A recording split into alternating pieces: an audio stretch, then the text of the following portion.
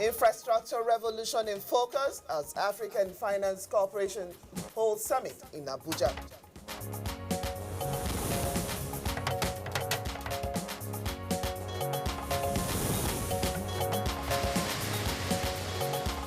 Mid-term town hall meeting. Federal government reached its commitment to transparency and accountability.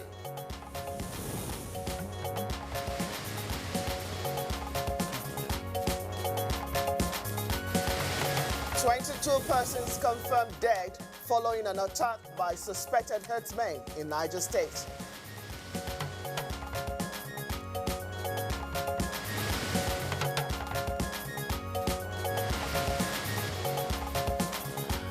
And on Good Morning Nigeria today, we focus on the federal government of Nigeria savings bond, plus global alert over ransomware cyber attacks.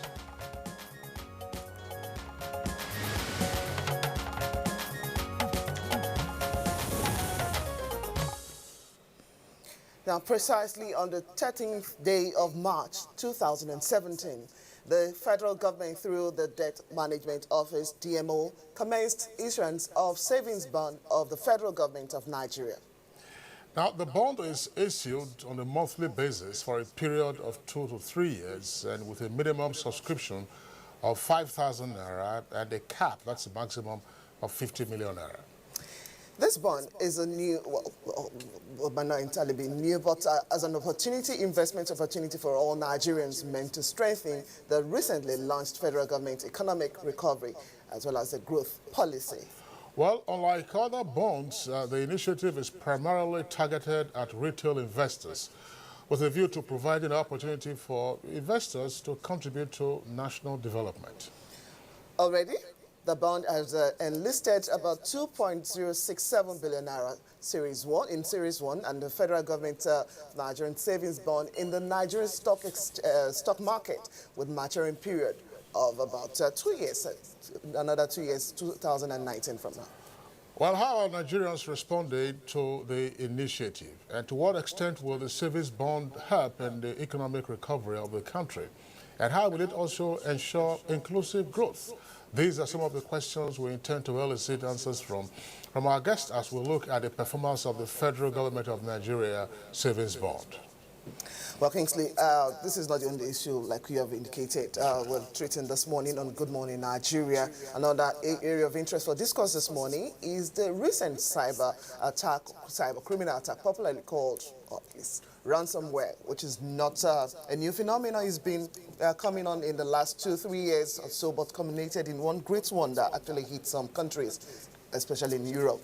And ransomware, if you heard of a particular one, WannaCry, also caught our attention, and that is what you're looking at again alongside the issue of the savings bond from federal governments. All right. Well, ransomware, as we know, there have been all kinds of attacks in the past, but this appears to be the biggest in terms of the impact as well as the spread of countries.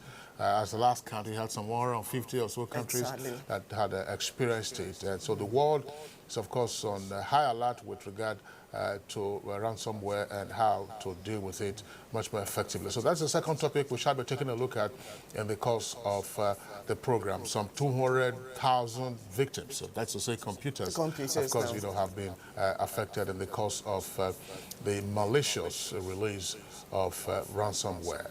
Well, you're quite right, and like you indicated, several countries reports indicate that India, South Africa, China, as well as Russia are worst hit by the attack.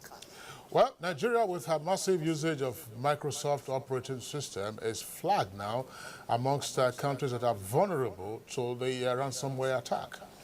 As the rampaging malware, or that's a cyber virus spread, what should Nigeria do to adequately protect her cyberspace from being infected? What is the magnitude of this attack, and what should be done to avoid it?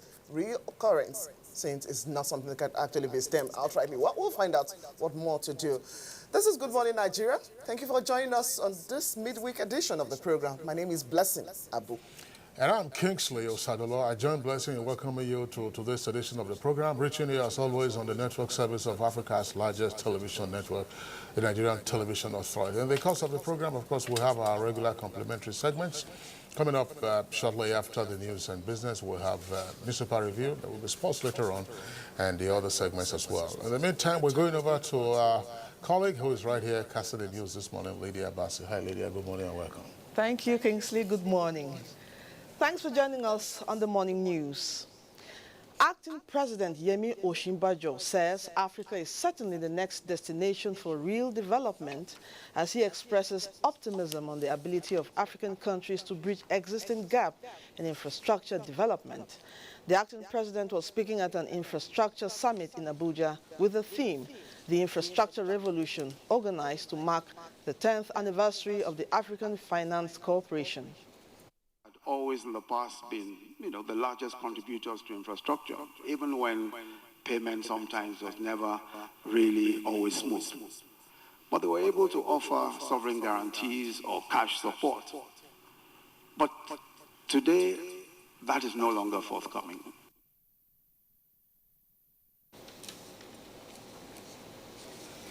Information and Culture Minister Lai Mohammed says the federal government is committed to restructure and reposition the country to the path to transparency and accountability. The minister stated this when he led some cabinet ministers to present their scorecards at a town hall meeting in Abuja.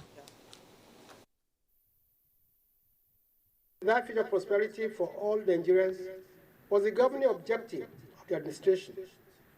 We were and we remain 100% committed to delivering an economy that enables all Nigerians to achieve their ambitions, no matter how big or small. The Nigerian economy is likely to come out of recession earlier than anticipated as government puts in place measures to boost growth and encourage strong local consumption. Leah Katun Babatunde captures effort by 3 key economy-related federal ministries to grow the economy beyond oil, as presented at a town hall meeting in Abuja. See that there's a lot of revenue around government that we don't track properly. We're going to track it and direct it into the sectors where it's needed. So as we go forward, I want to just tell you that it's looking a lot better than it did this time last year, and it's going to get better. We will be firing on multiple engines. The multiple engines of agriculture, of manufacturing, of solid minerals, of services, and not just a single engine of crude oil production. The Senate has threatened to move against federal government corporations and agencies yet to submit their 2017 budget reports to the legislature. This followed a point of order raised by Deputy Majority Leader Senator Bala Ibn Naala. We have not received one single report regarding the submission of budget apparatus, which was supposed to have been given by September. We are saying that the following agencies who ought to have submitted their own appropriation their own estimate, along with the main appropriation in line with this Fiscal Responsibility Act, have not done so. And they are Nigerian National Petroleum Corporation, NNPC, Nigerian Deposit Insurance Corporation, NDIC, Bureau of Public Enterprise, National Agency for Science and Engineering Infrastructure.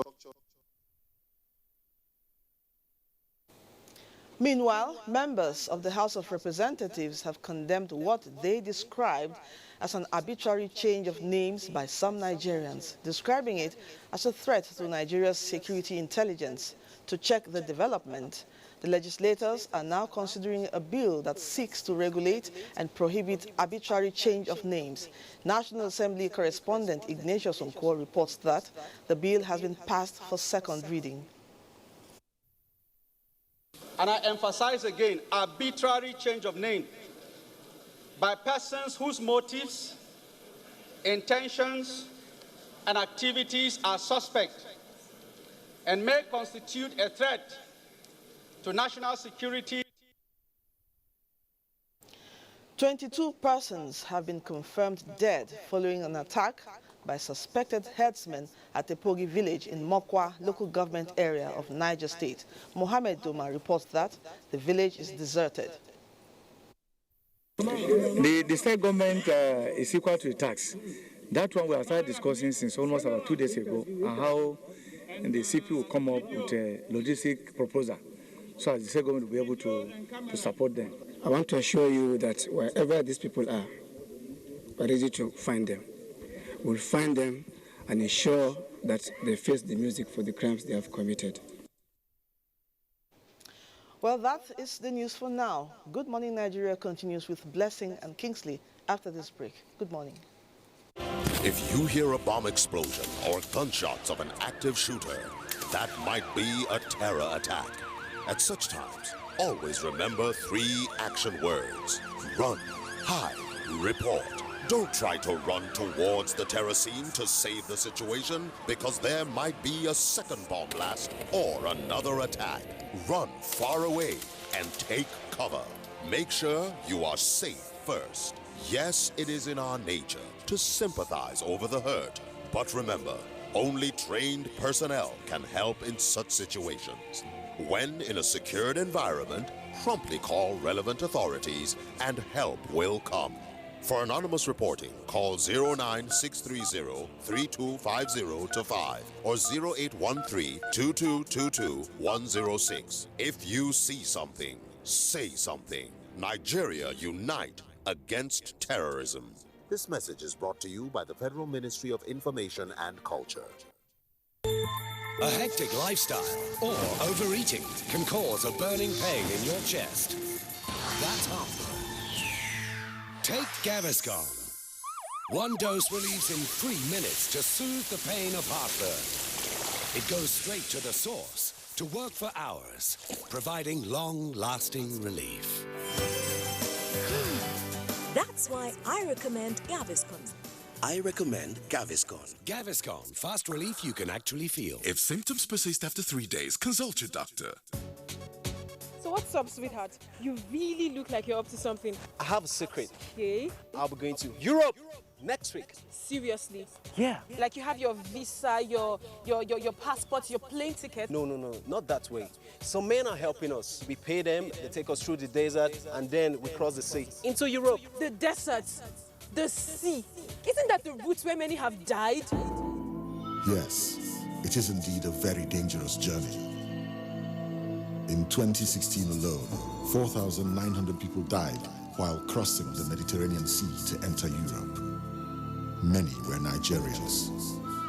For the very few who survived the journey, they are forced into prostitution or other crimes just to survive. Eventually, they will be arrested and deported to Nigeria. Don't be a victim. Don't go this way. This is a public service announcement brought to you by NTA.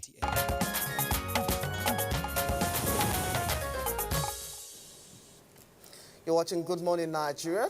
The business report this morning, the Minister of Industry, Trade and Investment, Dr. Okechukwu Enelama, says World Trade Organization trade facilitation agreements will remove all the constraints that inhibit trade within member countries. Sheon Ogulu will tell us more. All right, time now to take development in the world of business. A major milestone for the global trading system was reached on 22 February 2017 when the first multilateral deal concluded in the 21-year history of the World Trade Organization entered into force. In receiving 4 more ratifications for the Trade Facilitation Agreements, TFA, the WTO has obtained the 2/3 acceptance of the agreements from its 164 members needed to bring the TFA into force. Nigeria, as one of the WTO members who ratified these agreements, is expected to benefit a great deal from the deal. The Minister of Industry, Trade and Investment, Dr. Okechukwu Enelama, says the objective is to remove all constraints that inhibit trade within member countries. And the reason we signed up and the reason we believe is a good development is because the whole objective is to remove all the constraints that inhibit trade, both in country and with other and across borders. And this is important because if you look at exports, for instance, for Nigeria, there are so many constraints to export that we need to address. And this agreement is us basically committing to do what we should do anyway. And of course, we have a national council and a national body that is focused on this trade facilitation. And we've been meeting, and again, it's interministerial, it includes the private sector, And the whole idea is to identify these problems and solve them together. So that agreement is now being implemented. Full implementation of the TFA is forecast to slash members' trade cost by an average of 14.3%, with developing countries having the most to gain. The TFA is also likely to reduce the time needed to import goods by over a day and a half, and to boost goods by almost 2 days, representing a reduction of 47% and 91% respectively over the current average. Experts in the nation's capital market have stressed that the positive rally witnessed in the nation's equities market last week following the launch of the investors and exporters FX window may not be sustained unless government implemented policies that would stimulate macroeconomic environment and improve liquidity in the market. Indeed, the market's performance for last week was one of the best recorded in the last 2 years, as market indices appreciated by 7.68%. The last time the stock market recorded such improved performance was in the week ending April 2, 2015, when the index closed with a week-to-date gain of 18%, valued at a whopping 2 trillion naira. Market watchers attributed the gains to dividend payout from listed firms for the 2016 year end, noting that such appreciation is not sustainable. However, they maintain that without favorable monetary and fiscal policies from government and other positive macroeconomic variables, the positive sentiment may not continue and the market will not be sustainable.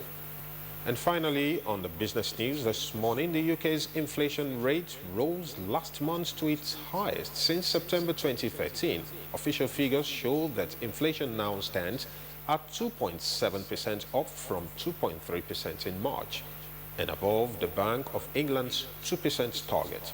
The main reason was higher airfares, which rose because of the latter date of Easter this year compared with 2016. Rising prices for clothing, vehicle excise, duty, and electricity also played a part, but a fall in the price of petrol and diesel slightly offsets these. Last week, the Bank of England warned that inflation, as measured by Consumer Price Index (CPI), would peak at just below 3% this year. It also warned that 2017 would be a more challenging time for British households, with inflation rising and real wages falling, leading to a consumer spending squeeze. Pay, including bonuses, rose at an annual rate of 2.3% in the 3 months to February. According to the ONS, the latest figures on earnings growth are due out today, Wednesday. And that's the package on the business news for now. Thanks so much for watching. All right, that's business news for us there on Good Morning Nigeria. Next, now we're taking a look at the front pages of some of the papers that we have this morning.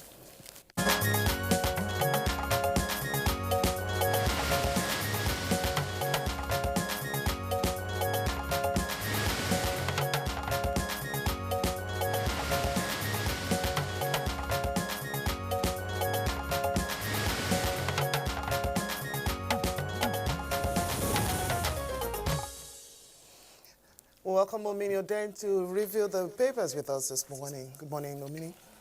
Good morning. Good morning, Nigeria. Okay, let's kick off with the Daily Trust. Just below the nameplate, you have the story. Stay clear of politics. Buratai warns officers. You find that story on page 6. And leading for the Daily Trust this morning, high cost of local rice worries the federal government. The story starts right there and continues on page 6 as well. Well, you have a graphic representation of how, or the factors affecting cost of rice displayed right there. But just below the graphic representation for rice, you have this other stories. Reps to intervene in Emir Sanusi's probe. Find the story on page 12. And the Joint Admission Matriculation Board releases the Unified Tertiary Matriculation Exam, otherwise known as a UTME result. You find that story on page 3. And still on page 3, federal government tells Nigerians to expect more corruption trials. Well, these are the stories you find trending for the Daily Trust this morning. For the Vanguard, Let's take some related stories before I let Kingsley come in with some of his own stories. For the Vanguard, you find on the budgets, that's leading for the Vanguard this morning, 2017 budget at risk as federal government incurs 404 billion naira deficit in February. With riders, banks borrow 4 trillion naira from Central Bank of Nigeria, pay 3.2 trillion naira interest, and deficit level alarming. This is coming from experts. And food inflation rises to about 19.3%. All the details you find on page 19. Kingsley. All right, now let's take a look at the front page of the Sun newspaper. The Sun newspaper has as its late story with a kicker, $5.8 billion loan request. Senate moves against federal government over new projects. And it has a writer, they're angry, that is the Senate now, angry over exclusion of Southeast and Northeast in rail projects, and summons Amechi. Amechi, of course, is the Minister of Transport. Now, below the photograph on the front page of the Sun newspaper, you have three other headlines that we should take a look at. APC has impoverished Nigerians, and that's ascribed to the PDP. Details of the story can be found on page 9. And whistleblowers give federal government 2,500 tips on corrupt officials, and that's attributed to Adeosun. Adeosun, of course, is Kemi Adeosun, Minister of Finance. With a writer there, Buhari government has addressed corruption squarely. Again, that's according to Lai Mohammed, Information Minister. Details can be found on page 8. 5 killed in fresh suicide attack in Borno. That story is in greater detail on page 6. Well, the papers are loaded today. Yesterday, the top notchers of the government, talking about the ministers at the 10th edition of the town hall meeting, came up with stuff of what the government has achieved, even as the opposition is saying that the APC has impoverished the people of Nigeria. However, the Minister of National Planning, Udoma, says the budget, 2017 budget, is designed to take Nigeria out of recession, while the Minister of Finance is talking about the fact that Nigeria is already coming out of recession, given what is in place. On the part of the Minister of Information, who is the convener of the town hall meeting, they said the administration has fulfilled its campaign promises of providing security, fighting against corruption, and rebuilding the economy. Back to the agricultural sector, Auto, where the minister says a lot has been done with regards to the herdsmen issue, and with this, the federal government has trained 3,000 agro rangers in collaboration with the Ministry of Defense and that of Interior, and he hopes and believes that all this will be taken care of with time. And the other side of it is that they are planning seriously to crash the price of local rice, because that worries the federal government. Just as he says that the banning of importation of rice is affecting Thailand rice, because Nigeria was a major market for Thailand rice, and that Nigerians should be hopeful that a lot will be attained in that sector. Following suit is the Minister of Power, Works and Housing, Babatunde Raji Fashola, who is talking about the fact that under his watch, the ministry created 9,000 direct jobs, 60,000 indirect jobs in the power sector, and in the work sector, 17,749 jobs created, while 68,000 direct jobs were created and 41,400 indirect jobs created in the housing sector. Minister of Transportation, who said he met NIMASA, he called it a sea pool of corruption, that a lot is being done to revamp that sector and give it a clean slate. That of Trade and Investment, Okechukwu Enelama, said his ministry created an enabling environment for Nigeria to be part of the global market through enhancing of the ease of doing business policy and also effecting the engagement of the private sector to drive the process. That is that for that. Quickly, one of the papers talked about the Chief of Army Staff, Yes, warning the officers to stay clear of politics. Given a strong warning to front page of the Daily Trust. Officers who are hobnobbing with politicians, and he has emphasized that the Nigerian Army is a thoroughbred, professional, disciplined, loyal, and an apolitical institution that has clear constitutional role and responsibilities, that any officer who has interests in politics should better resign and go and face politics. But henceforth, any officer who is found hobnobbing with politicians will be shown the way out and given the appropriate disciplinary action. Those are the few I can say for now. To other stories, let's see, just above the nameplate for the Vanguard, you find the stories. Assassins wipe out family of 6 in Ogun. That's rather sad. You find that story on page 7. And of further killings, 12 killed, 15,000 displaced as Taraba farmers herdsmen clash. That story is on page 6. And I think a part of the itinerary from Minister of Interior yesterday, it was on the news. Lara Oshomole, 334 other foreigners get Nigerian citizenship. That story you find on page 13. Well, moving further down, the paper front page of the Vanguard, you find the story. Ambode, that's the governor of Lagos State, now finally bans the vehicle inspectors, officers, and otherwise known as VIOs, and restricts federal road safety call that's meant to the federal roads. That story you find on page 13. Okay, Kingsley, that is our other. All right, let's take a look at the Daily Times. The Daily Times has as its late story with a double-decker headline. Nigeria needs urgent economic and political reforms, and that's ascribed to Tinubu, and says federal government taking too much responsibilities. End of recession, not economic prosperity. That's the second rider to that headline. And some of the items on the exclusive federal list should be transferred to the residual list. And Nigeria is at a juncture where it must redefine itself or forever forfeit the right of way to a better future. Now, those are the three riders to that headline. Nigeria needs urgent economic and political reforms, that's according to Tinubu. Now, other headlines there on the front page of the Daily Times. Oshibajo seeks private and public partnership in Africa's infrastructure financing. That's on page 12 in greater detail. And federal government released 1.2 trillion naira in 2016 budget to finance critical infrastructure. That's attributed to Udoma. Udoma, of course, is the Budget and National Planning Minister. And Southern Nigeria doing everything to make Northerners accept restructuring. It's attributed to Ohaneze Ndigbo, and details can be found on page 16. Federal government arraigns ex-governor Aliyu and NASCO on money laundering charges. That's on page 14. Well, the acting president at the African Finance Corporation yesterday summit emphasized the strong need to really get the private sector involved. Just a few days ago at Transform Africa in Rwanda, the emphasis was that infrastructure remains a problem for Africa to key into development. And if he has seen that for things to work and to build infrastructure, you know, the summit is centered on infrastructure. Exactly. If the private sector is not properly activated and driven and given the chance to thrive, that is the point it's actually making. And quickly to Asiwaju Bola Ahmed Tinubu yesterday at the 91st anniversary of Daily Times and Times Heroes Award. And by the way, I think we should also wish Daily Times a happy anniversary, and I believe that very soon Guardian, Kingsley stuff will get to that.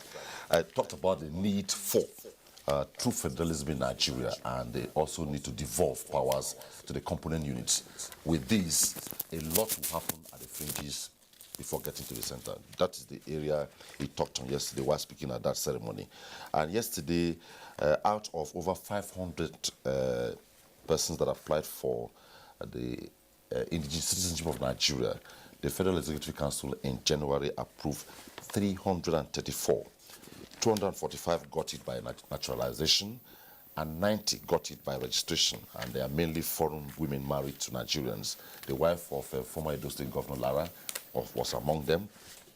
Speaking at the ceremony, the Minister of Interior, Lieutenant General Abdulrahman Dambazao, said this is part of government's policy to enhance the ease of doing business in Nigeria and boosting Nigeria's image in line with international best practices.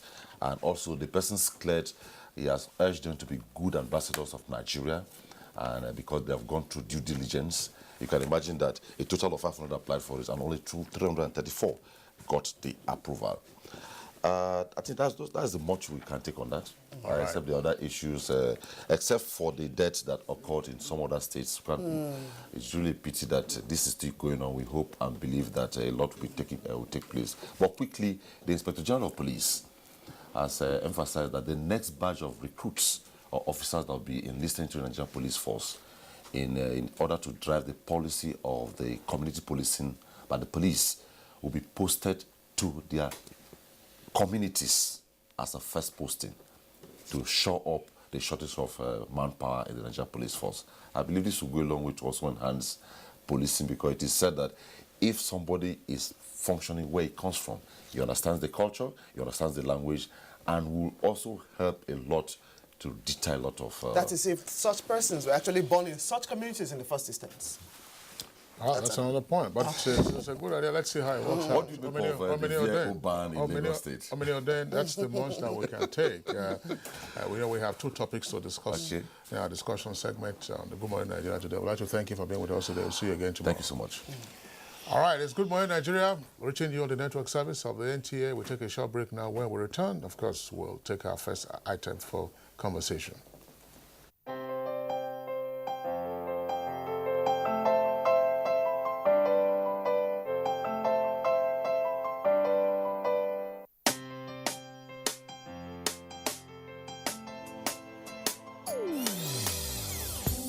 Hear the call of change.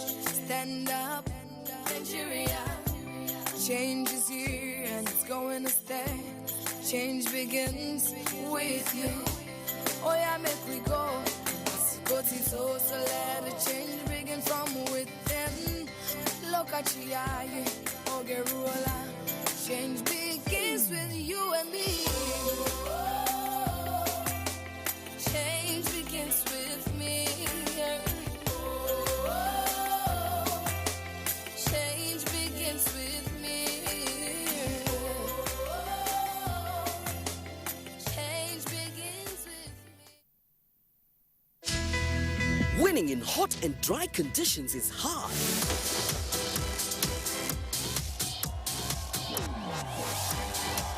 Causes the body to sweat, which attracts germs that are easily passed from one person to another. What keeps you so cool, man? Dettol Cool combines Dettol's protection and an invincible icy feel. For super cool confidence, use Dettol Cool.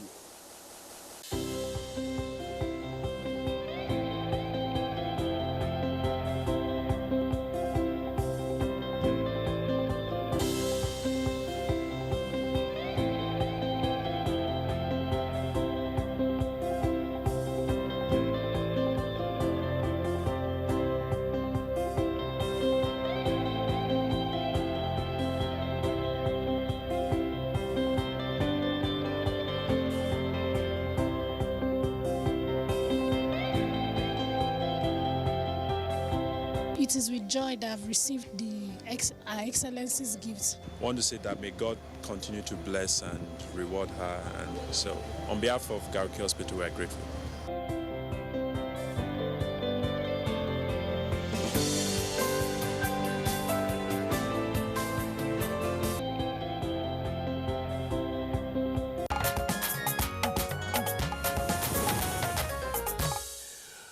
All right, you're welcome back, but if you just joined us, it's Good Morning Nigeria, reaching you live on the network service of the Nigerian Television Authority. Now, as part of efforts to get the country out of the economic recession, the federal government introduced a number of policies.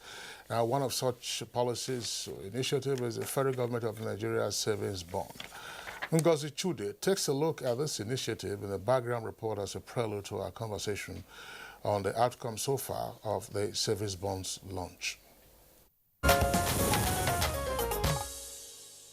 Nigerian financial institutions have something in common, paying meager interest on savings mostly in digit units, yet when they want to lend money, they charge double digits interest.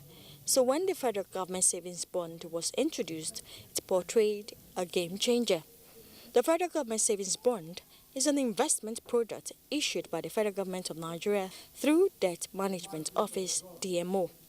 The bond, which is an addition to the FGN securities market, is a retail savings product accessible to all income groups. Also, the bond issuance is part of the federal government program targeted at the lower income earners to encourage savings culture and create an avenue for investors to benefit from the favorable returns available in the capital market. Not only this, it also has the potential to bring positive changes in the banking sector, such as making banks increase the interest they pay their customers on savings.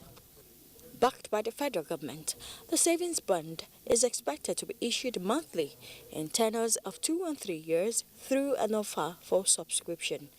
Following this, the Nigerian Stock Exchange approved the listing of 2.067 billion FGN savings bonds on the floor of the exchange recently. While sounding the closing gong at the Nigerian Stock Exchange, Dr. Abraham Nwankwo said approval of the bonds listings, which came with 13.0%, was key to empowering the grassroots into achieving sustainable wealth creation.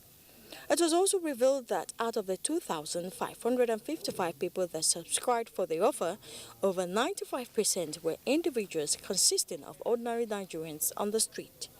On his effort to break the jinx in making sure that Nigerians are part and parcel of activities in the capital market, the window of opportunity to announce the huge benefits derivable from retail bonds was unlocked March 13, 2017. While the minimum subscription for other FG bonds is 50 million naira, the minimum subscription for the FG savings bond is 5,000 naira. The road to financial freedom is sure for most Nigerians with this move, as the bond is already listed on the Nigerian Stock Exchange and traded every day.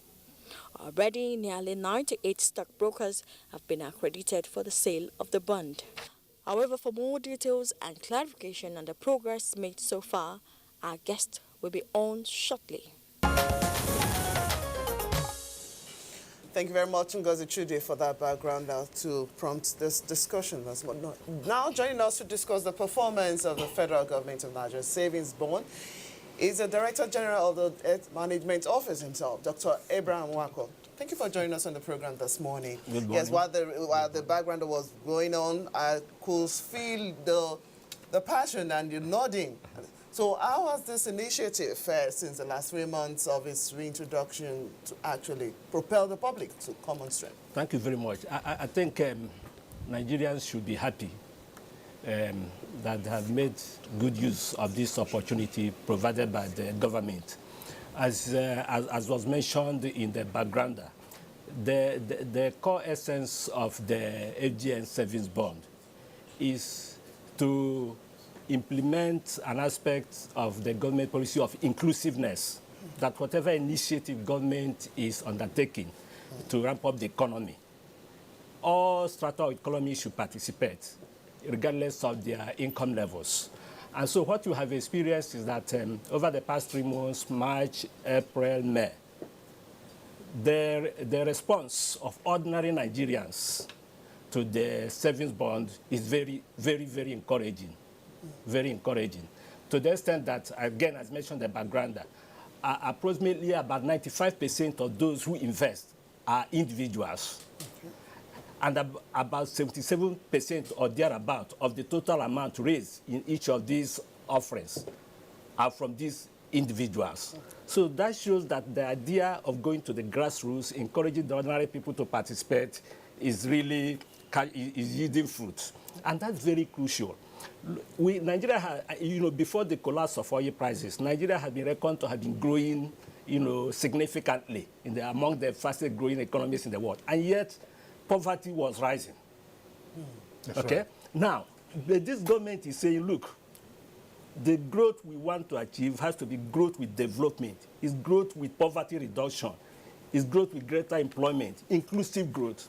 And so, one of the ways to do is to make sure that in whatever activity you are doing, whether it's public debt management, in technology, in power, in agriculture, you must make sure that all Nigerians, irrespective of the income, have an opportunity to participate at their own level. So the essence of this bond and what we have seen is that ordinary Nigerians are saying, now, with my 5,000, I will invest in FGN savings bond, just as somebody who has 20 billion invests in the FGN bond.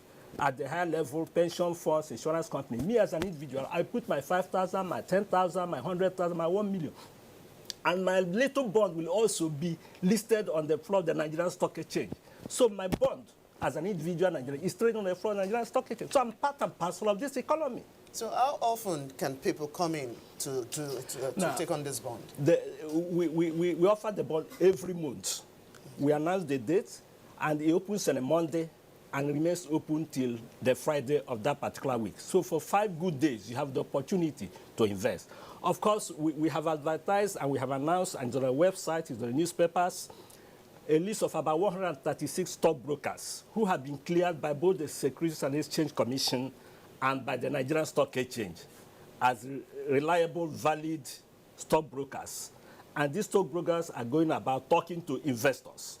In addition, we are going out on our own to the grassroots. For the past 3 weeks, we were in Kano, we've been to Ibadan, we've been to Onitsha, talking to ordinary people, traders, wheelbarrow, truck drivers, taxi drivers, market women, plumbers, all sorts of Nigerians.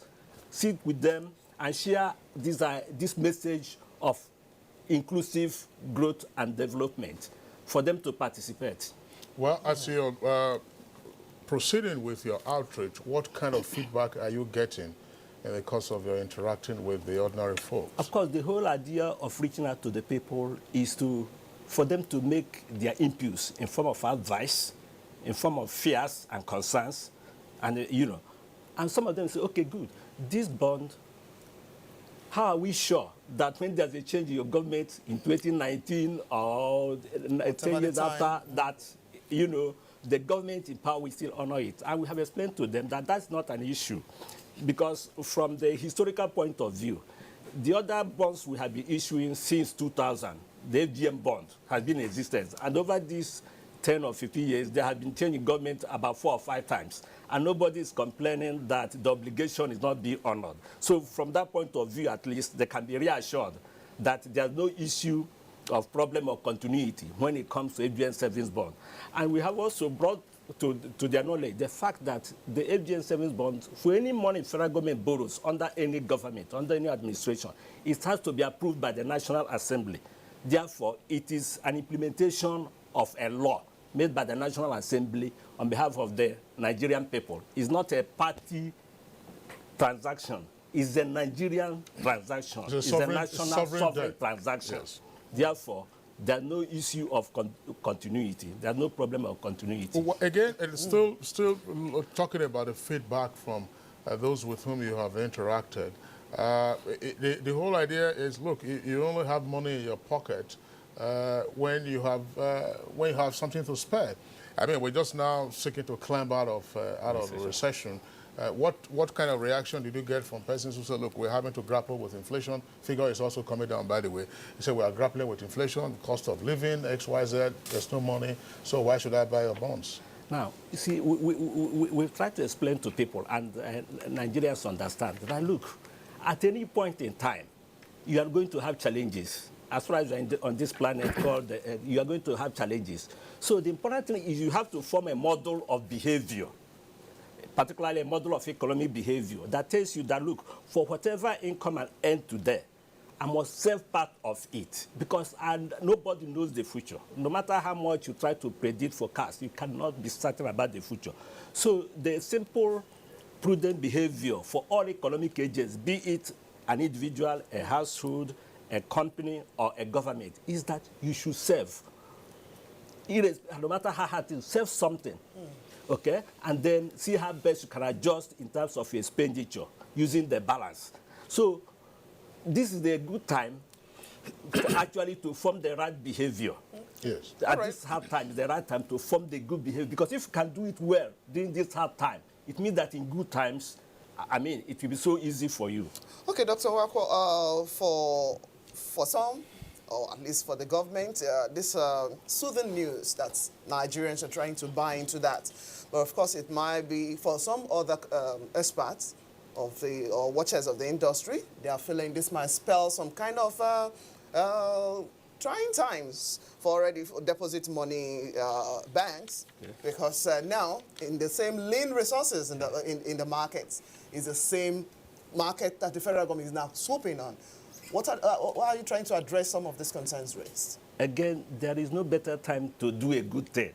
Once there's a good thing to do, you do it at that time. You remember it, or it comes to your mind, or it comes to initiative. Now, what happens is that there are two major ways to look at it. One is that there are many people who are still not even putting their money with any bank, with any financial institution. From time to time, you hear of markets, big markets, Nature or Kano or Ibadan, being raised down by fire. And you hear traders lamenting that they have lost a lot of billions they kept in their shops. So that shows you that there's still a lot of unbanked money in the system. Okay, that's part of what and therefore, one of the objectives is to encourage people to tell them, look, you cannot be keeping your money under the pillows or in the market in your shops where they are exposed to the risk of theft and being gotten by fire. You better bring it out and save. It will be secure and it will earn you income. So that is one way to look at it. The second way to look at it is that even for the banks, they should be very happy that a new product is being introduced. Why? Now, every economy looks forward to being more sophisticated, more advanced. So it is to benefit of everybody, all players, particularly the financial institution, that the system gets more sophisticated. And one of the ways you get a system, financial system, more sophisticated is to introduce new products in the system. That's right. Now, in the process, there is choice. Because it's good to let our people have choice. At every point in time, I have so much. I want to put so much in equity to buy shares of a company where I'm a part owner. I want to put so much in a treasury bill. I want to put so much in FGN savings bond. And I want to put so much in a bank deposit. Every Nigerian should have that opportunity to take that decision by themselves, based on their own circumstances. Choice is important. Dr. Wankwo, one other point for us to address, the minimum investable amount in the savings bond is 5,000, and there's a cap of about 50 million. Now, from the feedback that you have received over the past 3 months, what range are we seeing in terms of investor response to the bonds? Now, what we are seeing is that most of the people who are investing at the lower end, nearer 5,000, 100,000, 1 million, not as near as 50 million. Because once you reach 50 million, the person can as well make it up to invest in the other categories of instruments, the FGM bond or the treasury bills. Again, the issue of a range of 5,000 to 50 million, is a statistical thing. You must put a limit. But the important thing is that what it signifies is that we are trying to get the lower end of the market, those who had been left out. Because before the FGM bond was introduced, FGM service bond was introduced, only pension funds, banks, very rich individuals, insurance companies were able to invest because you needed a lot of money to invest in FGM bond. In any case, nobody carried the message of what a bond is to the grassroots. Okay, Dr. Wago, now let's still push further, at least for anyone interested this morning in what you're trying to bring on from the people. Now, investors, will they be required to have a fresh bank account? Because I know for those who want to, okay, how do we quickly get our interests and all those one paid back to us? Of course, bonds are long-term investment. Now, how would this work out? Now, investors do not, if they have bank accounts already, they don't need to open a new bank account. Okay. What they do, as I said, there are many stages in trying to invest. However, all these stages are taken care of by your stockbroker. Okay. All you need to do is to be able to have access to a stockbroker. And as I said, we have a list for now of about 136 of them.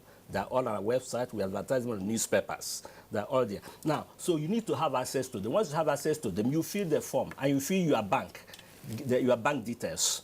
It is the responsibility of that stockbroker to now open an account for you with the Central Securities Clearing System, where your bond will be registered when it is bought.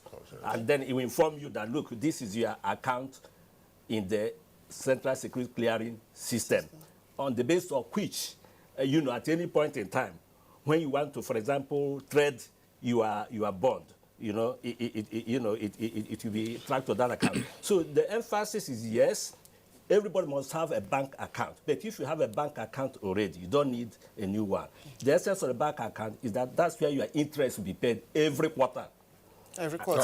And at the end of the period, if you invested in a 2-year FGN savings bond or a 3-year FGN savings bond, at the end of the period, that's where your principal will be. What if I choose to pull? If I want to pull out before? Good. That's great. That's the point I was making about the Central Security Clearing System. Now, the beauty, one of the benefits of the FGN savings bond is like other investments, unlike other investments that are not federal government securities.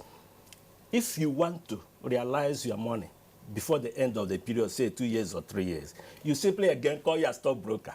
And because your bond is already listed on the floor of the stock exchange, it is trading. And every day, including today, the one you have bought has a price already on the floor of the stock exchange. The price is there already, transparent. So you simply tell your broker, sorry, I need money urgently, so I don't need to wait. Of course, on the floor of the store, there are people who want to buy. So your stockbroker will get your bond sold for you and realize cash for you. Okay. So you don't need to wait to maturity before you realize. So it is completely liquid. And that's why we have listed it on the floor of the Nigerian Stock Exchange. And we have also so that's the beauty. So the government's word or word of bond on this bond is real. It's real. All right. Well, another point to also explore in terms of the spread of stockbrokers. I mean, what we saw 10 years ago is not what we are seeing today. I'm sure you're also familiar with this. A number of stockbroking firms have, closed down their branch networks on account of the crash of the capital market, which occurred from 2008 or thereabouts. So, how is the spread of stockbroking firms nationwide also affecting the reach of your campaign to mobilize potential investors from all nooks and crannies of the country? I can assure you there are still a good number of stockbrokers spread all over the country. And we were surprised, not surprised, I mean, we were encouraged when we went to both Onitsha, to Kano, and to Ibadan. And we saw that stockbrokers on their own came. And incidentally, you also have branches of the Nigerian Stock Exchange in most of these regions. In Kano, you have a branch of the Nigerian Stock Exchange. In Ibadan, you have. In Onitsha, you have. And many people didn't know that Nigerian Stock Exchange actually operates in these other commercial cities. People used to think that it's only in Lagos and Abuja you have Nigerian Stock Exchange. The Nigerian Stock Exchange is actually in the regions and operating well. So I can assure Nigerians that the 136 stockbroking firms who are the distribution agents who have been cleared by SEC and by the Nigerian Stock Exchange are well distributed across the country. Moreover, each of them is under commercial pressure to go and look for the customers wherever they can get them. Because based on the customers, based on the deposits they get, the investments they get some commission. And let me use this opportunity to tell Nigerians, when you will make an offer of a savings bond for any month, as we have been making for the past 3 months, and you don't pay the stockbroking firm any money. Any commission. Any commission. Or fees or cost. The responsibility for that is that of the federal government. You don't pay anything. It's only when you want to sell your share, that is, your bond, before it matures. And then you contact your stockbroker to help you go and sell it on the floor of the stock exchange. That is when now you can negotiate for a small fee you can pay them for you to liquidate your bond before maturity. Okay. In terms of which, let me say that in the next 2 or 3, the next couple of weeks, possibly before 2 weeks, we'll come out informing Nigerians about the FGN Service Board using Nigerian languages. Okay. That's in the offing. Okay. Also, we are already having a platform, designing a platform, so that people can use their mobile phones from wherever they are in the country, in their villages, from their farms, to transact on the bond. All right, talking about more transaction, you also made mention of the fact that Nigerians in diaspora could equally participate in this initiative. Of course. And there was also the promise to open a diaspora bond by the end of April. How far has that gone? Okay, good. Two tracks to your question. One is that for this FGN savings bond, every Nigerian anywhere in the world can participate. You don't need to be resident in Nigeria to invest in FGN savings bond. You can always invest from wherever you are. Okay, that is one. Simply contact your stockbroker, just like a Nigerian in Abuja or in Ibadan or in Kano can contact their stockbroker and invest. But in addition, because of the inclusiveness, because of the need to give opportunity to every Nigerian, not only necessary to earn income, but also there are many Nigerians who are zealous to contribute to the growth and development of the economy. and are looking for avenues, for models that will help them channel their resources, whether material, whether financial, whether intellectual, to the country. And one of the ways for the financial one is that government has finalized through the approval of the Honorable Minister of Finance, we are going to float a diaspora bond in the next couple of months. We have been working on it, it's maturing, but in the next couple of months, the diaspora bond to give Nigerians in diaspora overseas opportunity to contribute to the growth and development of the economy. All right, one other point that I would like you to clarify, because this question has come up amongst those who are the lower end of investors' ladder, and that is to say, can an investor have multiples of subscription to the bonds? Look, this month I have 5,000. So next month or maybe 3 months later, I have another 5,000 to spare. Can I do that? Can I, like what you would do, have a SUSU or so, or cooperative arrangement? So what is the attitude, what are the restrictions, if any, to multiples of subscriptions by a single individual? There are no restrictions. Any Nigerian individual can invest as many times as he wants. In fact, for any offer, for example, in May, 2 weeks ago, we made an offer for 2 and 3 years Gen savings bond. You are free to invest in the 2 years as well as in the 3 years. And there's nobody who makes a bid that fails. Because, at the beginning of the 5-day period, Monday to Friday, we specify the price which you have determined, which reflect market realities, which ensures that, look, it takes into account that you need to make a reasonable return. I reflect market realities. We announce it. It's based on that, you make your bid, I want to put in so much. Now, based on that, nobody who puts in his money is rejected. And this is because every money we are raising is already part and parcel of what has been approved by the National Assembly for us to borrow through the year. So the money we are raising from FGN Savings Bond is not an additional borrowing. It's part of implementing the borrowing approved by the National Assembly in the budget. So all we are doing is that we are saying, instead of only the very rich people and the big companies to have the opportunity, let us also give opportunity to ordinary people, to barbers, to truck pushers, to taxi drivers, to participate. That's the difference. And they can subscribe to these bonds month and every month. And this opens every month for 5 days. For example, we have done the one for May last week. Now in June, most probably the first week of June, we will announce, before the first week of June, we will announce that, look, from so day to so day, Monday to Friday, is going to be open again. And we'll announce the price.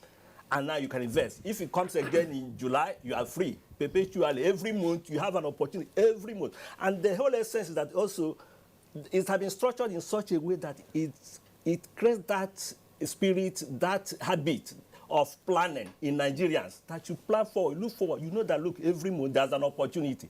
So let me plan towards it. So it's not ad hoc. It's not ad hoc, it's planned.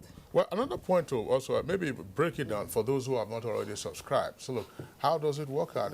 Why should I give why should I subscribe to the federal government savings bond for 5,000? Perhaps if I use that money for some other thing else, I will have better returns. So how does the interest rate factor work out? Now, how it works out, first of all, on your own personal level, personal benefit, the interest rate we pay, if you look at it, for example, if you look at the rates we have been paying for the past 3 months, based on market realities, it's not less than 13%.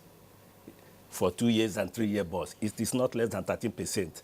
That's a reasonable rate, everything taken into account. For 5,000, 10,000, 20,000. That's one. Secondly, is that these are investments you are making and you are sure.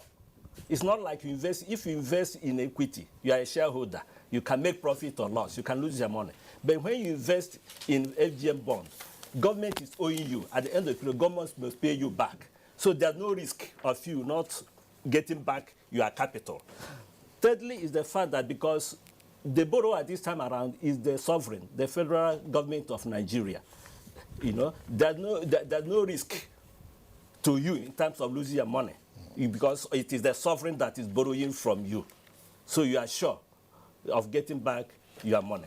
But in addition, there's the other non-financial aspect of it. That is the fact that you, as an individual Nigerian, you can be proud that, look, I am lending money to government to provide infrastructure for growth and development. You are a creditor to government. You are a creditor to government.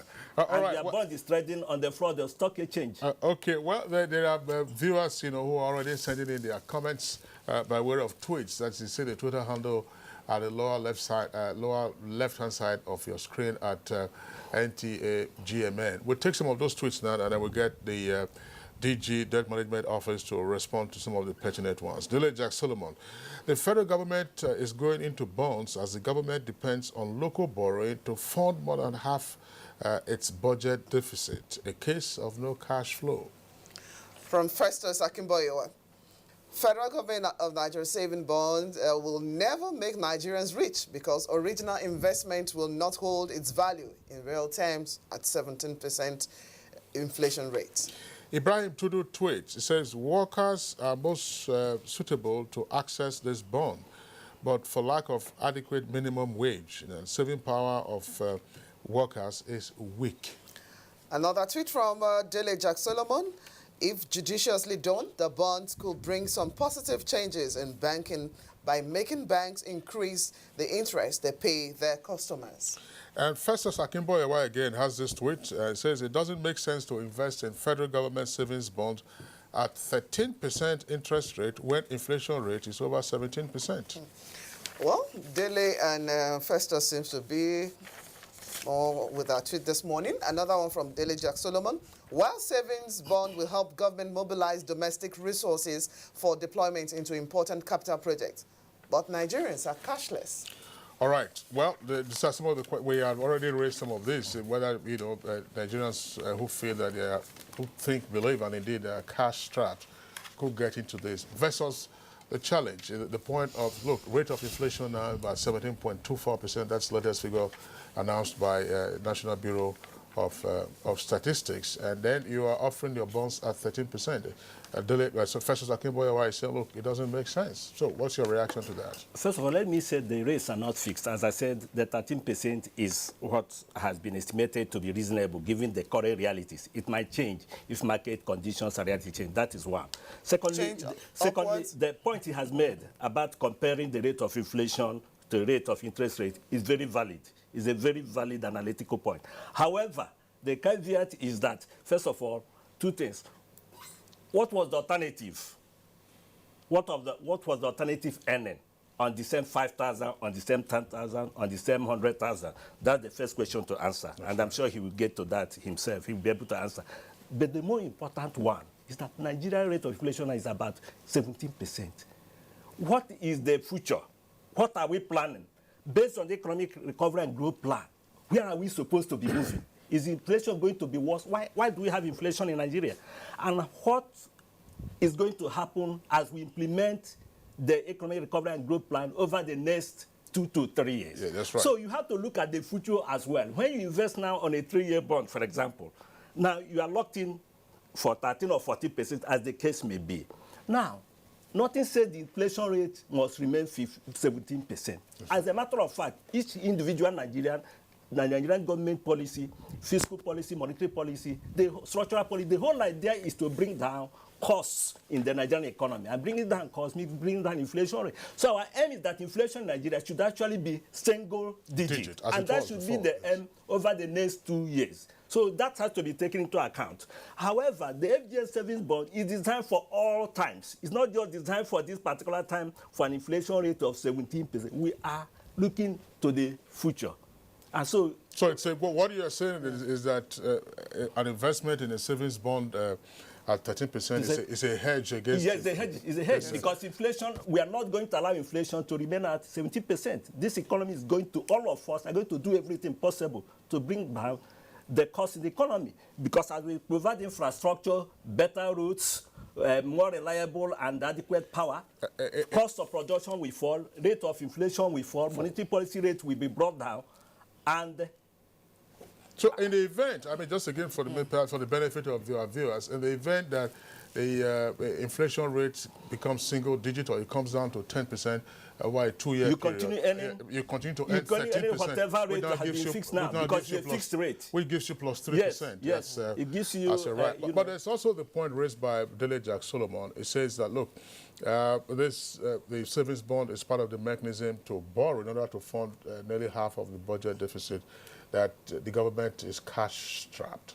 Now, let's look at it this way. Again, it's an objective reality that for almost every government in the world, you operate a deficit budget. You can go and look at the budget of every government in the world as at 2017. Every government operates a deficit budget. So that is usual. There used to be the idea of a balanced budget, by the way. So that is usual for an economy that wants to grow. Okay, Dr. Abraham Wako, Director General Debt Management Office, thank you so much for coming to enlighten the public more about what Nigerians will benefit from the savings bond of the federal government.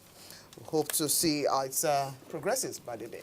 Thank you very much. This is Good Morning Nigeria. We'll take a break now. When we return, it will be time to take a look at the second topic for the day, taking a look at the threat by cyber attacks, popularly called, the one we have now, the ransomware. We'll be right back. Admission forms for the 2017-2018 academic session of NTA Television College JAWS into its diploma programs are now on sale. The diploma programs are in film and TV production, broadcast journalism, and TV engineering technology. Applicants are required to have at least 5 credits, including English language and mathematics at SSC, NECO, or GCO levels in not more than 1 sitting. Application forms can be obtained from the TV College Refi JAWS or at any NTA zonal centers nationwide on payment of a non-refundable fee of 7,500 naira in bank draft in favor of NTA Television College. Completed application forms should be returned to the office of the academic secretary, NTA Television College, or the Center of Purchase on or before 28th of July 2017. For further inquiries, please call 0806 980 9807 or 0703 660 7155. NTA Television College, training you to be the best you can be. TV Guide magazine is out with fabulous Fab Funke Akindele Bello, aka Jennifer, adorning the cover. She opens a secret not known even to her family. Find out the secret.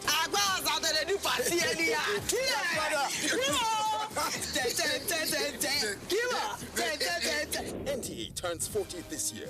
The challenges, the emerging trends in broadcasting, and the way forward. Weekend Dealer 2. Meet the team behind the biggest deal on NTA. Is food still the way to a man's heart? If not, what else? This edition is hot and juicy. Meet your star faces on screen. Entertainment, fashion, young minds, social media, and great personality. This is idiosyncratic and heterodox. Yes, Professor John Bull is on the radar. Find out what makes this program the rave of the moment on NTA Network, and for the prof, over and out. TV Guide. Ask your vendors or book your copy at every NTA station nationwide. TV Guide, still your indispensable companion.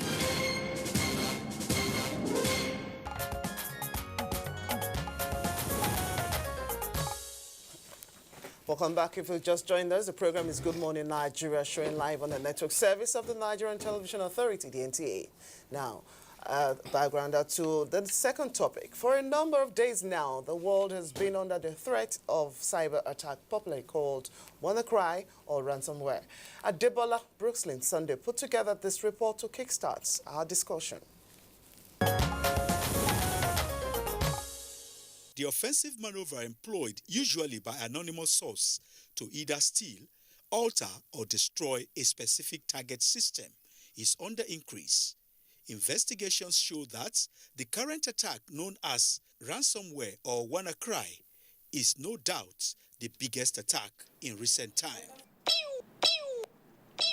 That sound is not that of a cat, but the continuous attack of the cyberspace. Ransomware, or WannaCry, spreads itself between computers and does not require human interaction. It resists access to affected systems as well as demand the payment of ransom. The reason why it's kind of common now is because there's a vulnerability in the Microsoft operating system which was discovered, and the patches has been released on March 14. But a lot of people that are using outdated software that are not up to date in terms of patches, those are the people that are being affected by this ransomware. Out of the about 150 countries hit by the WannaCry attack, Russia, India, China, and South Africa are the most affected. There are more than 200,000 systems.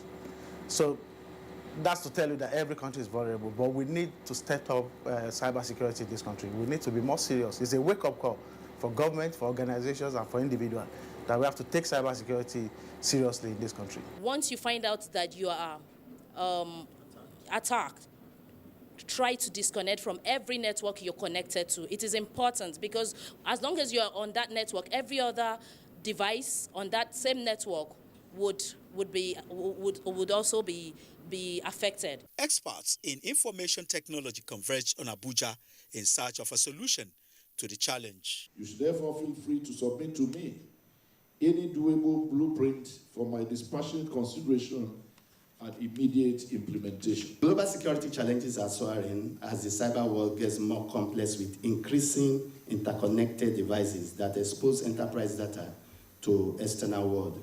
Experts say the traditional approach to security will not keep pace with the advancement, and there is need to move beyond breach prevention and reaction. Attackers succeed as they take advantage of outdated operating systems. The National Information Technology Development Agency, NIDA, therefore recommends that individuals and organizations should regularly update their operating systems with the latest patches and avoid downloading or opening unsolicited files and documents.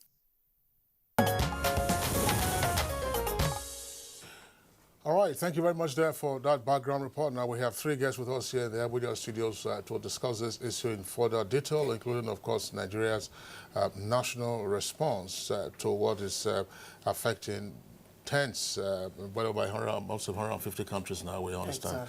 Exactly. Blessing. Now, first, we'd like to welcome Dr. Isa Ali Pantame. He is the Director General of the National Information Technology Development Agency, NIDA. Dr. Pantame, our pleasure to have you join us on the program this morning. Nice to meet you too. All right, and we also have with us Dr. Ismaila Idris, is of the Department of Cybersecurity Science, School of ICT at the Federal University of Technology, Mina, and is also Vice President of the Cybersecurity Experts Association of Nigeria. Dr. Idris, I'd like to have you on the program this morning. All right. And last but not the least, familiar face on Good Morning Nigeria. We've always had him when we're discussing the issues of cyberspace. Is Mr. Abdul Hakim Ajijola, is a cybersecurity expert. Mr. Ajijola, I'm delighted to have you join us on the program this morning. Good morning. It's a pleasure to be here. You must have been having sleepless nights dealing with it. All right. Well, gentlemen, I mean, our background report is a bit elaborate on all of this. Perhaps we should begin by saying, look, let's try to localize all of this and then, again, also seek to generalize. Has Nigeria recorded any incident of this WannaCry or some such other name by which it is called ransomware? I mean, we know kidnapping for ransom. This one is now cyber attack for ransom. What is the Nigerian situation? Let's begin with the DJ Nida. Good morning, all of you. Actually, as you all know, that many countries were affected with this cyber attack.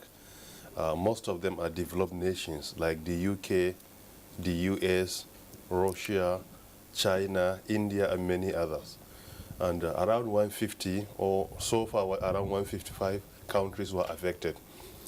There was a report in Nigeria which was not very significant, and we think it is something that is alerting us to immediately take action. For example, this is just a table which has indicated that Nigeria was affected, but there is not any serious report of that. So out of 155 countries so far, Nigeria is one of them. However, the situation is under control. But what is most important, government MDAs that have huge data or data system is very critical for them to immediately take precautions. I think it's very important. That is what is most important. Whenever there is something in our country like this, what is necessary for us is to know that precautions is better than cure. So we should immediately take precautions. And I think At least there is a report in Nigeria, but it's not that significant. All right, since you already pointed out, at least we have some level of attack or infection. Is it to the individuals now or corporates? Because this is not just, once it affects your PC, or what, maybe we'll take greater details now in explaining what exactly is being affected. Which of the group? I think what is most important, not all things should be said all like this in media. There are things that we are not supposed to say. For example, when it came up, really, there are some MDAs, we alerted them secretly about their vulnerability. And I don't want to mention their names. I even called some on phone. Yeah, I called some on phone and I talked to them and I directed them what to do immediately, and they have done it. So because of this, I don't want to disclose it. However, what is most important, they usually target at least agencies and companies that have at least very huge data, or they deal with a very robust system, not individuals. They are more interested in people dealing with a system that is very critical to them, like NHS in the UK. You know, they always operate 24/7. So it is something dealing with the records of patients. Whenever a medical doctor doesn't have access to that for even 5 minutes, it could be disastrous. So they targeted FedEx in Spain and Ronald in France, for example. These are the places. So their main target usually are the companies and agencies that deal with a very robust system, that they feel the information is very critical, to the extent that if they do not have access to it for a period of time, that will completely jeopardize their operation. So because of this, without mentioning any agency or company, as long as we know our data is a huge one and our system is a very important one, we rely so much on it, for sure that agency or company could be targeted. All right, Mr. Akim Ajijola, because let's take some bit to actually explain in details. Yes, these are high-profile cyber criminals actually working round the clock, and this is not something new. In the last 2-3 years, activities with ransomware have been on, but this is another trend that is taking the cyber world by storm, if we must use that word. But take time to actually break down for anyone who is on the internet space what exactly is happening when malware come on. Fundamentally, what has happened is that the U.S. National Security Agency observed that there was a flaw in the Windows operating system. Now, why was there a flaw? The truth of the matter is that it's millions of lines of code. It's developed by human beings, and what human beings develop by nature cannot be perfect. Having said that, they now develop tools to exploit the flaw.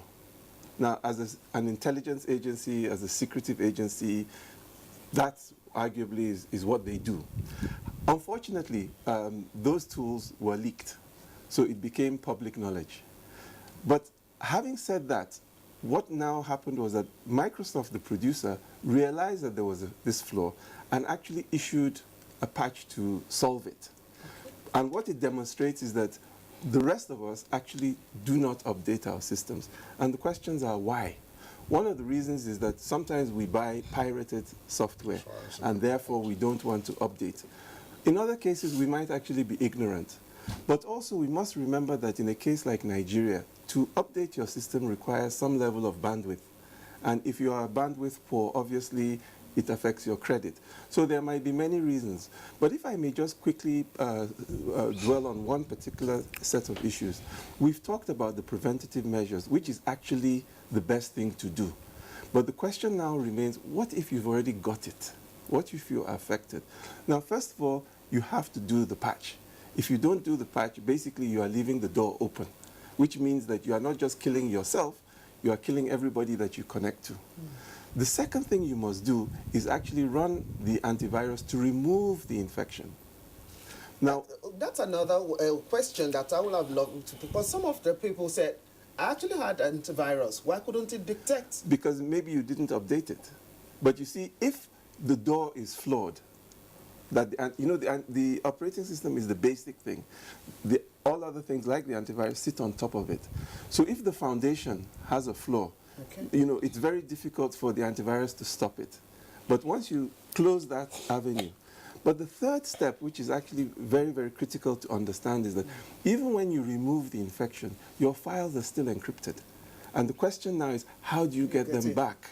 And there is actually a website, it's free, it's called noransomware.org. It is actually a consortium of major international organizations, companies, the same Microsoft and all the other antivirus companies. And what they do is that as they develop the solution to decrypt your file, then they will publish it and make it available so you can download it for free. And just to emphasize the impact of this thing, at the moment they have 39 different decryptors. They haven't yet decrypted WannaCry.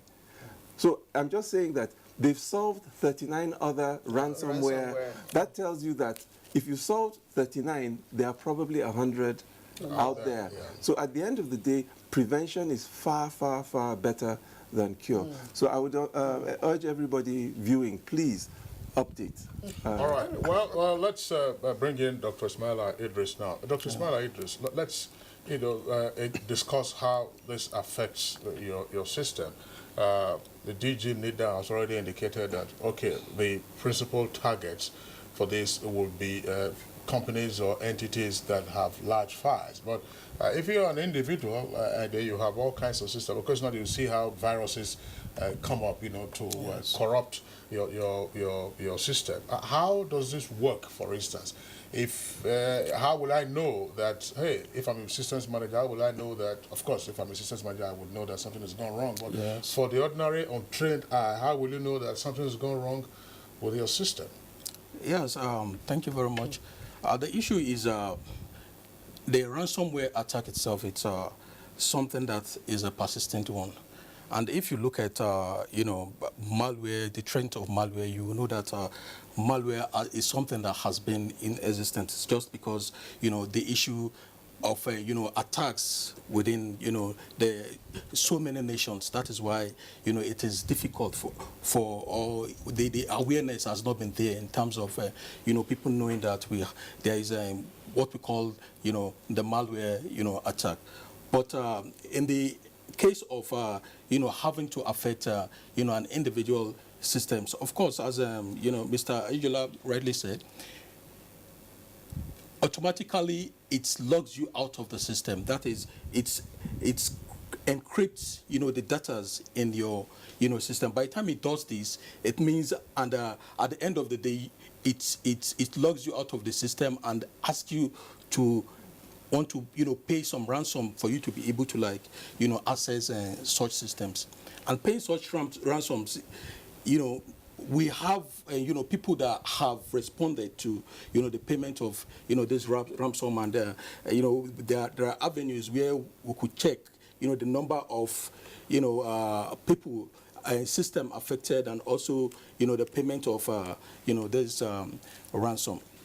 But vis-a-vis, the most important thing is, if peradventure you are able to get this patches fixed in the Microsoft, for your Microsoft operating system, the best thing to do is to format the system, because there is no way you could be able to access the encrypted file. That is, if you are not paying what kind of activities could actually lead you into just clicking anything if you don't understand what you have on such system?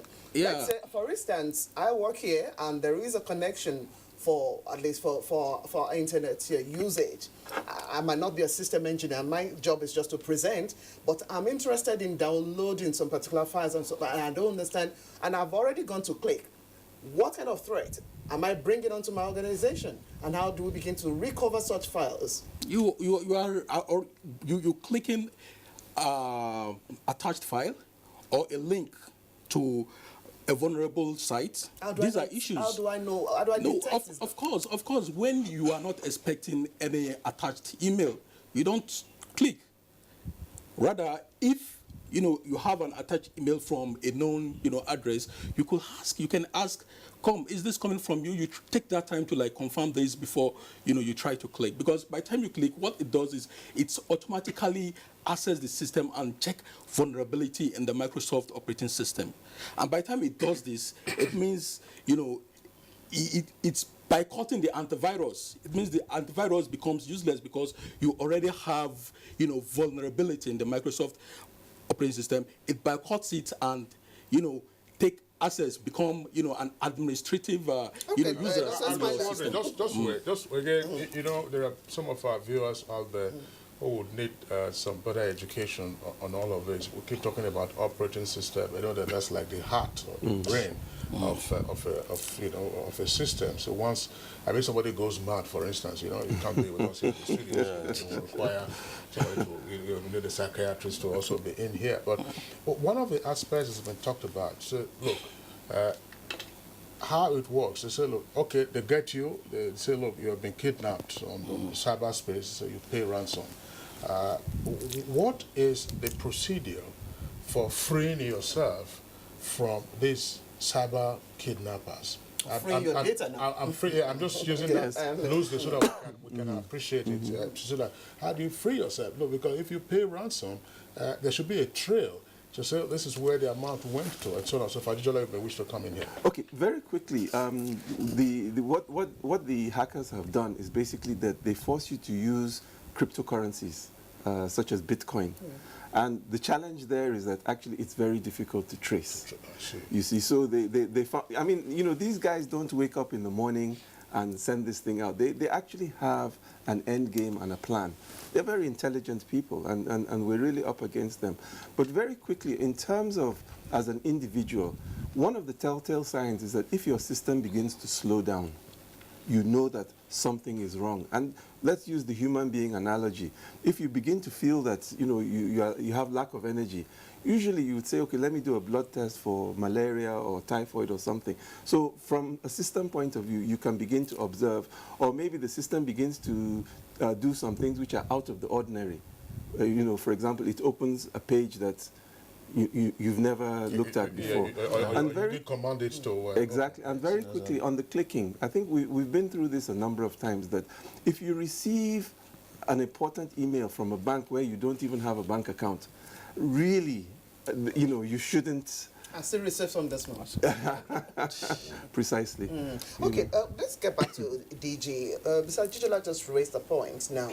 Now, the means for people who have been taken hostage, or the data that have been taken hostage, need to pay back this ransom in terms of Bitcoin or some other forms of cryptocurrency.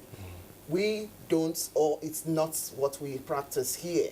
Apart from I think the other time we discussed the issue of Ponzi schemes, and people were actually go through this mean.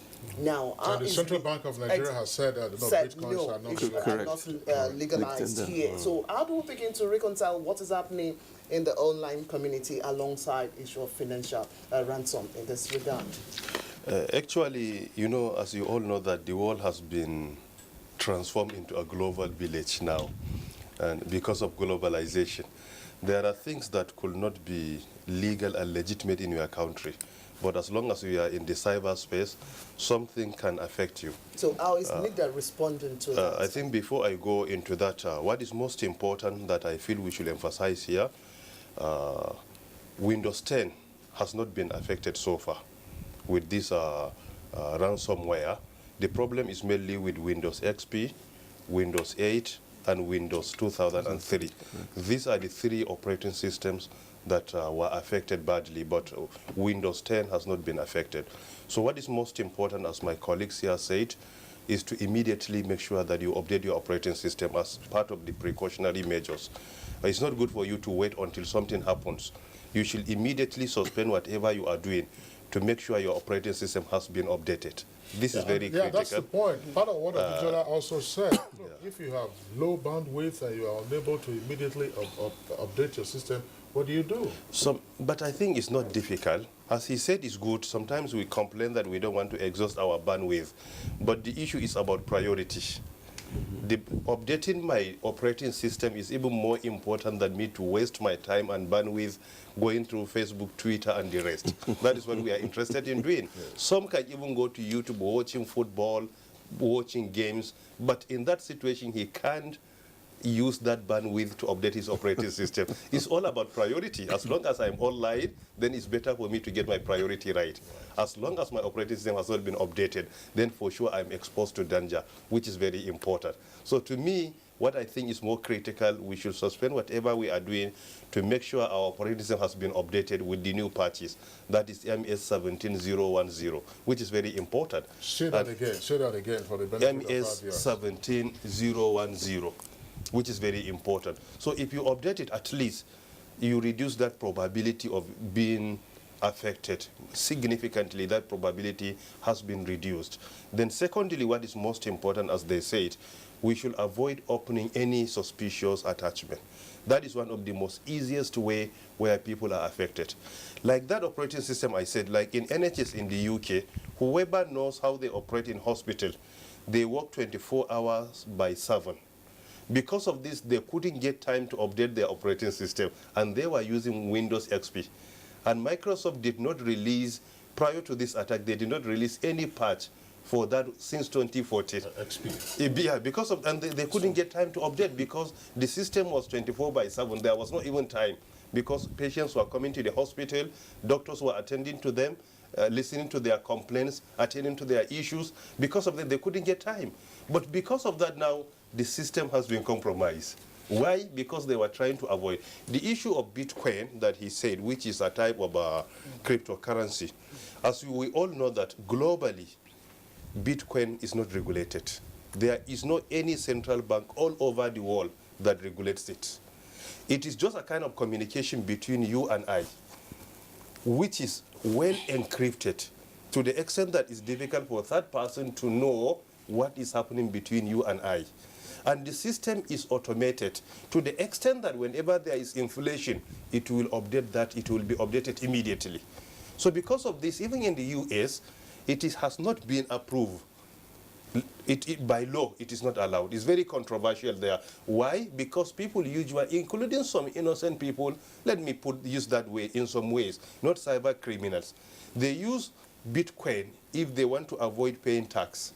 Because I can send money to you and you can send to me, and no any central bank can detect our transaction. So they usually do it through that. Did you need that? Thanks a lot.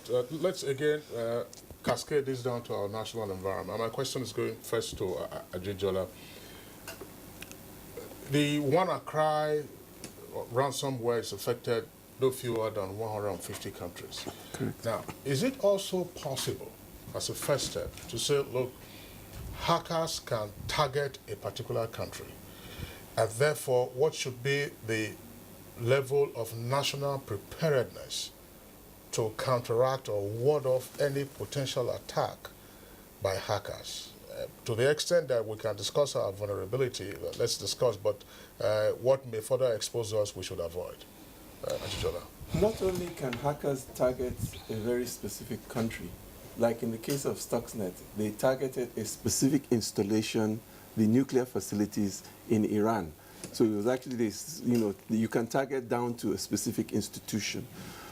I think at the end of the day, the most critical thing, and I'm very happy not only that the DG is here, but that they're up and doing about it, NIDA is up and doing, and that is there needs to be awareness about cyber hygiene. And if I may use the medical example, take guinea worm. If somebody defecates in one part of the pool, you that are in another part of the pool may inadvertently get affected. And so that, I would love to see NIDA pursue this using maybe the model of the Carter Center with what General Yakubu Gowon did. And that was basically to eradicate the value chain of guinea worm through knowledge, empowerment, and information. I think this is the kind of model that we should look at as a country, because we don't know who will attack us, for what reason, and when. So the only thing that you can do is to self-empower people with the right kind of knowledge. Is my machine slowing down? Do things not look quite right? Don't open attachments or links that you are not sure about. These are very, very basic, what I call cyber hygiene issues. And I think it's very important for our nation to do much more. Also, in the area of cryptocurrency, very, very quickly, I think it's also important and necessary that CBN really begins to publicly provide us with what I call some additional leadership on this. Because at the end of the day, as the DG has said, it's a problem all central banks are grappling with.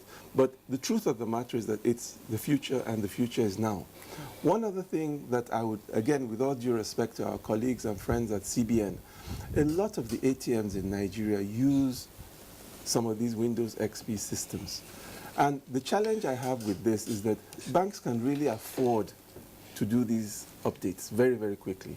So I would encourage us to move as quickly as possible on this. All right, Dr. Ismaila Idris, in terms of national preparedness to ward off any targeted attacks. Yeah, I think awareness... To the extent that information is, of course, not disclosed to any potential hacker. Yeah, you know, awareness itself is a very key, you know, weapon for cybersecurity, because if you are aware, just like, you know, the NIDA taking, you know, charge, informing, you know, the populace about, you know, what to do, what not to do, how to, like, you know, there is this thing we call the Stop Think Connect. That is a cybersecurity expert initiative where we try and go to, you know, agencies and even, you know, schools, you know, universities to, like, you know, talk about cybersecurity, let them know what they should, you know, what is imminent on the cyberspace. Has it started off already? Or what? Yeah, it has started off already. We're looking at, you know, partnering with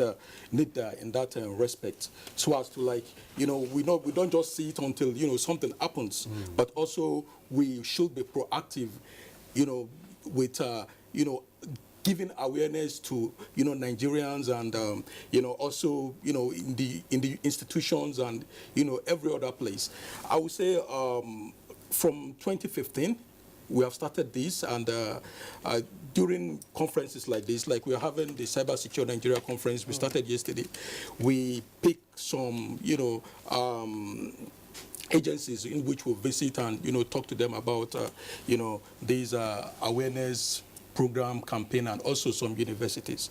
And another area we'll look at, especially, you know, I know NIDA has already taken a course in this, which is an area of incident response team, because this is very, very vital. We don't wait until attack comes in before we will, you know, start looking of what do we do, how do we manage this, and, you know, you have a team on ground that, you know, will be like, we train, we have a scenario where, you know, you have some malwares, you have some, you know, some legitimate, you know, emails, and try to, you know, see if such attack happens, you know, how do we respond to it? So this training will equip, you know, this team and make them be ready for, you know, an attack in the future. All right, still with, let's still pursue some of those areas of your data already being compromised and taking over. Mr. Jijola, we said that 1 out of 4 users that already had their data actually compromised never get them back, even when they pay ransom. So should this be encouraged, that ransomware should still be fueled? At least we're trying to look at our own environment now. Should we even in any environment, don't pay. Because, for example, if you've infected 200,000 systems, just look at it from a logistics point of view, and you receive 200,000 payments, it's very difficult to start to give each and every person a password. And frankly, the person doing it is a criminal. They don't care. So even if you pay, you have absolutely no guarantee that A, you will get the decryption code, and B, even if you do, will it work properly? Because the criminal probably has focused on causing the damage, not necessarily repairing the damage. So to me, it's really a bad idea for you to pay, because over and above that, you are encouraging them. Having said that, at the end of the day, I think this again calls for, at an individual and an organizational level, you must have your backups. For example, at a personal level, I know that, for example, every Friday, I try to back up all my data. And the reason is that at worst, I will lose 1 week of data. If you are a bank, for example, you need to back up maybe 3 times a day, because that's financial data. So each person, each organization would have a different rate of doing it. But the point is that you should do it. You should have duplicates of your documents somewhere else. Just for the sake, forget ransomware for a moment. Your system might be lost. It might be stolen. It might be in an accident. It might, it might be in a fire. Crash. So, backup, it just makes good sense. No, we're still doing a backup. Just before we do the backup, let's see the national response to any anticipated future attack. NIDA DG, because you listened to the comments made by Ajijola and Idris. To the extent, of course, again, that we can discuss this, but do we have the appropriate protocols? Do we have the right personnel and level competencies to respond to all of this? And if there are any shortfalls, what are we doing to bridge those gaps? Actually, as you all know, capacity building is very important. And cybersecurity in Nigeria is something that is very critical. Looking at our population and looking at how we are migrating from a traditional and manual system to an automated one, this tells you is very important. However, for us to monitor is something that is ongoing. I believe there are many agencies that have sat. They try to monitor what is being happening globally with regards to cyber attack. For example, in NIDA we have Computer Emergency Readiness and Response Team, which I think is very active so far. When I came on board, I tried to make sure that I strengthen cybersecurity unit. We upgraded from unit to department to make it more effective. And at the same time, too, we try to keep in touch with other cybersecurity bodies globally that we feel we are benefiting from them day in, day out. Even last month, I was in Cyber Crime Center of Microsoft in Redmond, US, which I think is very important. And it is an attempt to at least have a synergy with them so that we can be updated about any potential attack and the rest.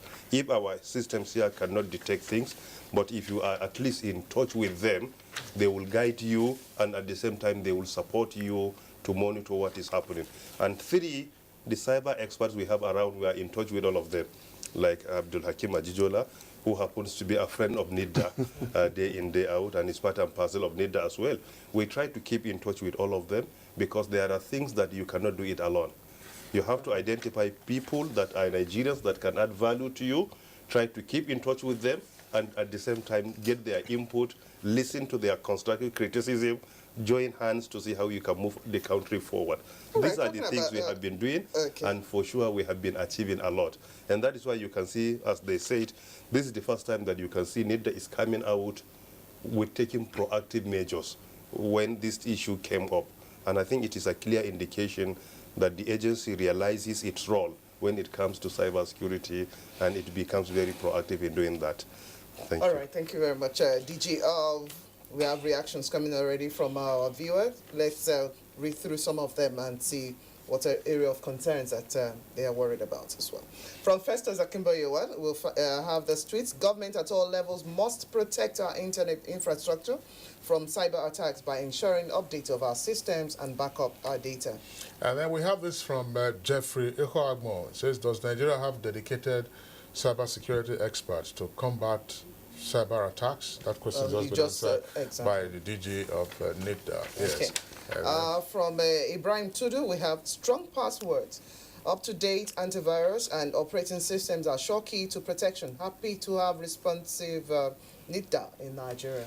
And this one from Festus Akimboyewa again. It says, cyber attack is the internet version of kidnapping. We as Nigerians should make sure we update our systems and back up our data.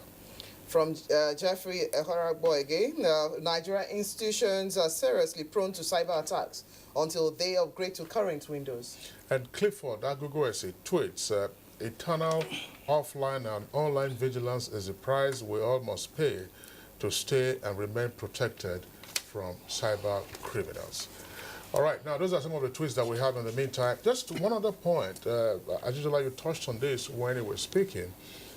We do know, of course, something respect for intellectual property rights is still rising in the country. We cannot say that we are there yet. So you have a number of pirated software copies all around the place. If you were to go to various computer villages in the major parts of cities in the country, you will find them. They will tell you they will help you crack something, crack. What are the hazards involved in all this pirated software, as well as attempts by young boys to bypass ordinarily established protocols? Well, let me answer the question by asking you a question. What are the hazards of using pirated drugs? Of course. You know, if you use drugs that are not correct, if you use drugs that are not manufactured in the right way, if you use drugs that are not of the correct dosage, obviously, literally, you will die. And I think it's the same thing in your computer. If you start to use too many pirated things, at the end of the day, that system will die. And whatever you have is gone. So I think it's actually an existential problem. Okay. So that, and I know that the DG has actually been discussing this publicly for quite a while, that really we need to get away from pirated software. And also, I think as the DG has been working forward, one of the solutions is for development of local content, development of local software. Then you begin to moderate the prices, because that's one of the excuses. That's right. You begin to make it more available.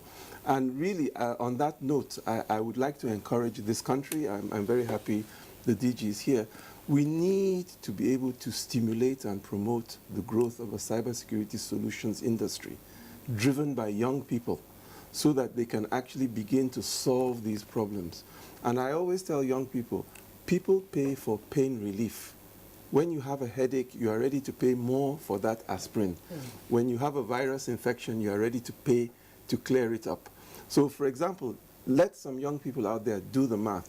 If you have 200,000 infections globally, and you can come out with a software to decrypt 200,000 machines and charge $100 each, you are a very wealthy. Well, sorry, Dr. Ismaila, this is as of departments. What have they been doing? Yeah, just a point, Blessing, in addition to all of this. You know, it's what we call reformation of criminals. We hear of the so-called Yahoo boys. I mean, they're not persons involved in legitimate business. On the basis of what Ajijola is saying, is it possible to, for these persons to be retrained to become, a cyber attack squad, or sorry, whatever you call them, whether policemen in cyberspace, instead of targeting persons to download their accounts? Is it possible to reform Yahoo boys, to become cyber cops? For those who know, come on. Yes. Yeah, I think this is a very important question. I was discussing with the head of cybersecurity of Microsoft in Redmond last month. He said the best way for you to secure your cyberspace is to make sure that you critically identify fraudsters, cyber criminals. Try to engage them, make them to repent, make use of them to protect your cyberspace. He said the best way to do that, because they have the expertise of committing crime. So if they are asked to repent, they are encouraged to do that, and you happen to be the highest bidder, they realize that what the country offers for them is higher than what they have been getting through Yahoo, then for sure they will come and support the country, which is very critical. So that is why one of the best way is, that is why we have hackathon. And recently, my brother, Dr. Hakim Ajijola, organized a program here to identify some of them. I think it's very critical. If you identify them, they have that expertise, and they think ahead of us. As they usually say, cyber criminals or cyber crime is at the speed of light, while cybersecurity is at the speed of law. So they are always ahead of others. Dr. Idris, what are the schools doing? Yes, the Cybersecurity Science Department in FUT has been on for like 7-8 years now, because we have had, 3 sets of, graduates in cybersecurity, and even PhD, graduated a PhD in cybersecurity, and also we are running MTech master's program. But the thing is, we deal with, having to, teach them the basics of cybersecurity, and also some of the practical components like the ethical hacking and, what so they is it will more come theory out than to. practicals? Yeah, with practicals, like ethical hacking, the penetration testing, all this is. But the thing is, they cannot get everything in the classroom, not until, they go out to like, So as you reach out in support, maybe NIDA and all the other agencies will actually come in to help with that. Yeah, we are working on that. Okay, thank you very much, gentlemen. We would like to thank Dr. Isa Ali Pentami, Director General, National Information Technology Development Agency, NIDA for sure. Thank you for coming on the program this morning. It's my pleasure, really. I would also like to thank Dr. Ismaila Idris, Department of Cybersecurity Science, School of ICT, FUT, MENA. Thank and also Vice President, Cybersecurity Experts Association of Nigeria. Thank you. Certainly, our profound thanks also go to you, Akim Ajijola, Cybersecurity Expert. Thank you very much for the honor of inviting me. All right, to our complimentary segment now. First of all is sports. Lagos Warriors suffer 38 points blowout on the opening night of the Continental Basketball League, and Arsenal take top 4 race to final day with victory against already relegated Sunderland. Let's join our sport desk now. Wish you a great day. And I'm Kingsley Osalolo. I thank you for being with us today. And of course, my colleague, bless you. Thank you for being around as well. See you tomorrow. Thank you for being here too. Thank you.